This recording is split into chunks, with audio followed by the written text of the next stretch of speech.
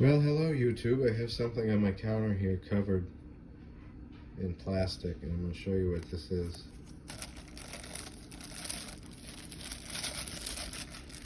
I decided just out of the blue yesterday, no, 2 days ago now, because this is the third day, that I was going to make a sourdough starter, and I was going to try to make sourdough bread because I've been baking the bread. It's been raining for the past couple of days, so I just kind of went crazy with that. But this is starting to get a little bit of a sourdoughy smell to it 3 days in. And basically what I'm doing is you make the original mix, and the original mix is, I think it's 3¼ cups plus 2 tablespoons of all-purpose flour and ½ cup of water. And you mix that in until it's smooth, and you leave it for 24 hours, and then 24 hours later you do that again, and 48 hours later, which is today, you do that again. And you can see it's even getting a little bit of, see the fluid on the outside there? That's good. That's what you want, because it's all the wild yeasty beasties, like in the air and on your hands and on the wooden spoon that you mix it with. They're interacting with the flour, and it's becoming sourdough. It's rising on its own without yeast. And you do that for 5 days, and on the 5th day you can make bread with it, which I intend to do. I'm gonna make another loaf, because the loaves that I made, and we're gonna put that back where it lives during the day up on the fridge. Although I think I've got to cover it now that it's, you can see it is beautifully sunny out there. And if you didn't know that I wasn't Amish or Mennonite, you would think I was with that. They cannot keep those on the shelves in Amish hardware stores, but I'm not going to get into that. What was I doing? Yeah, so I was coming over here. These are the breads that I made. They're obviously wrapped in saran wrap, but you can see it's a good dense loaf, and but I want to try to puff it up more. So I'm just gonna keep playing with it when I'm done doing my garden chores and stuff like that.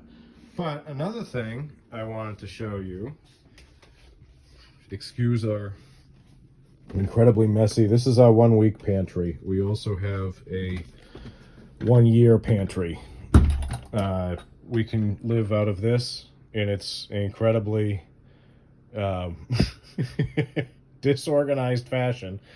We can live out of this for 1 week without going to the store, and then we have a pantry that we can live out of for 1 year before we go to the store. Oh, it's dark. No, it's not. And that's not for any kind of religious purposes. I guess the Mormons do that. We just do it because we don't do it for religious purposes. We do it because I'm crazy. And I've always wanted a pantry, and I've always felt it was a safer thing to do, but that's a topic for another video. So what do we have here? Remember I mentioned that corn? I said, oh, that corn was kind of nasty, and I'm going to show you why, and I'm going to explain what happened. You can see this is my little makeshift nursery that I got here.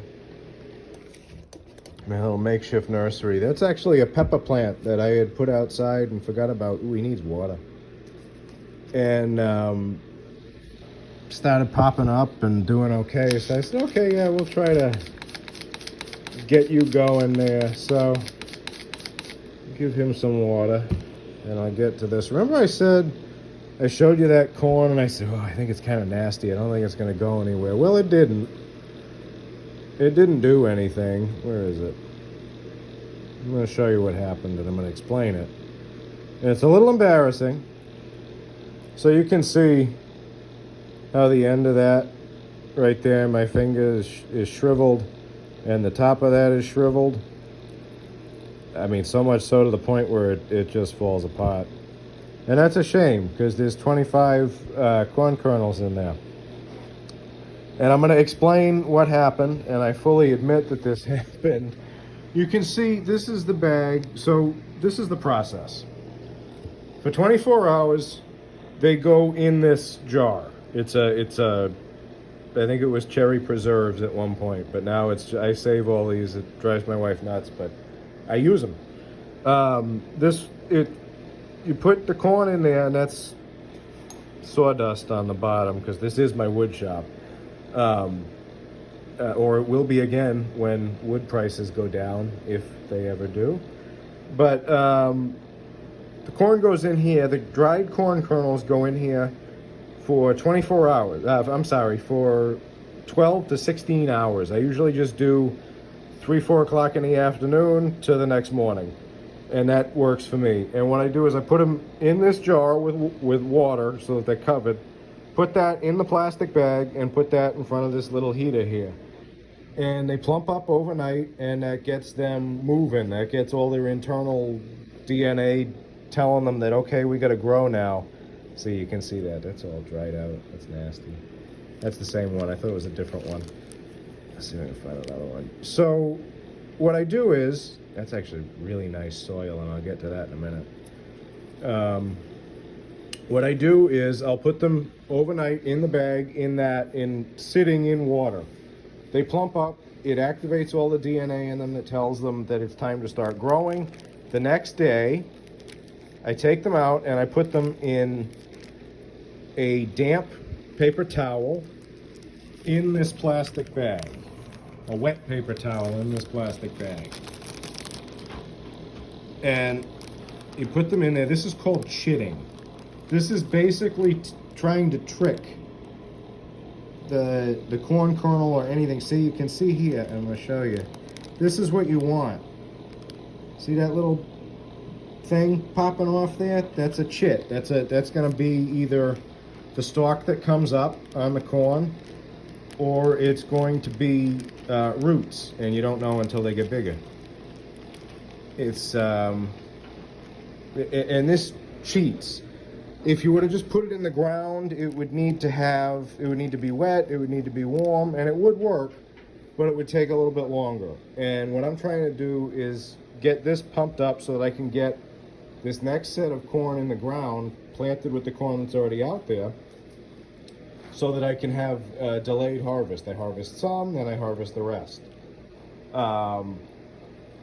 It's just something that I like to do, and I have always wanted to do with corn, because that's one of the ways you grow it. But what happened was, and I'm rambling, I know that, I distinctly remember getting up and saying, I slept late, my wife was home, she wasn't working, and because she hadn't been working she was probably out of work for 2.5 months with really bad digestive issues, which is the genesis of why we're baking the bread and growing the food and all of that. Anyway, I slept a little late, and we had to go run errands, and I said, you know what? I said, they're fine. I wet them down last night.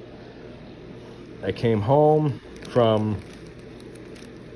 we went to the Walmart in Connecticut that we like to go to. It's about 45 minutes, and I finally checked them at like 2 o'clock in the afternoon because we were running other errands, and they were all burnt and shriveled like that. And I said, oh, well, no, I'm going to try it. And I put them in this mixture that's 50-50 composted cow manure, which is great medium to start stuff. I figured, all right, maybe they're not that bad, but I mean, look at it. Oh, how sad is that? It's all burnt out. It's supposed to be plump and beautiful and nice. Basically, I killed 25 corn plants. It was a horrible experience because I was lazy, and that tells you something right there. Don't be lazy. Don't do that, or you'll kill your corn plants. So now what I do is, before I go to bed, I spray them down with this in the bag. These are about 2 days old. They went through their process with that, and this is the second day in the chitting bag, and I am neurotic with them. It's bad. I'm down here every 10 minutes looking at them and playing with them and this and that, especially because it was raining. So I had to start them all over. But in this bag here, there's 30 kernels shitting out, and if I get 25 out of it, I'll be happy. If I get 30 out of it, I'll be happy. I tend to do it a little bit over so that it will cover me if they don't all pop, and if they do, it's just a little bit extra, and it's not a big deal. Maybe I'll put them in the back for the deer or something like that. But yeah, I had to start all the corn over because I was lazy and I overslept, and then went running around and did errands. So it's not life or death, but with my thinking, the way things are and the way things are looking in the world, maybe someday it could be. And it was good to learn it now before there's a problem, and God willing, there won't be a problem. And we'll just have really nice organic food. But it was upsetting. Ooh, yeah, you can see how wet they get. See that? When you soak them, they get nice and plump and firm. That's one of the dead ones from my stupidity. But yeah, this is 50-50 cow manure, composted cow manure, and a soil that's made specifically for gardening in this area. It's called Just Natural. I think I showed you guys that. But I use that for everything. And this is just a bell pepper plant. I think it's a bell pepper that I forgot about. And it's a bell pepper. And it's taken off. And hopefully I can do something with it. But yeah, so that was my little wake-up call that it's not just going out there and playing in the garden, which I knew, but I tried to lie to myself, which was dumb. And there it is. I had to restart my corn and get it back in the chitting bag and play that game again. But should be tomorrow morning. I'm gonna come down here again before I go to bed. And spray it in the bag with the little water bottle, and so it's nice and wet. So because I leave it open a little bit too, so that it can get some air. I should have said that. Leave it open just like so you can get your thumb in there, so that air can kind of flow in and out. But you got to be careful because it can burn out very easily, and it was terrible. They were all dried out. But learn from my mistake. Don't do that if you're chitting corn in this fashion.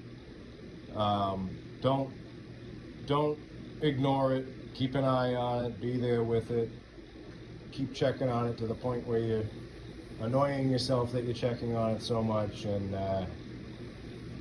that won't happen to you.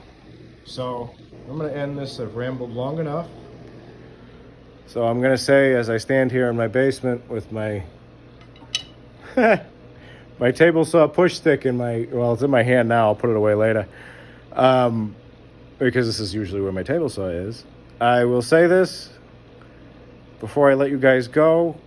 I will say, don't make that mistake with your corn. Keep an eye on it. And I hope wherever you are comfortable and that God is with you. Thank you.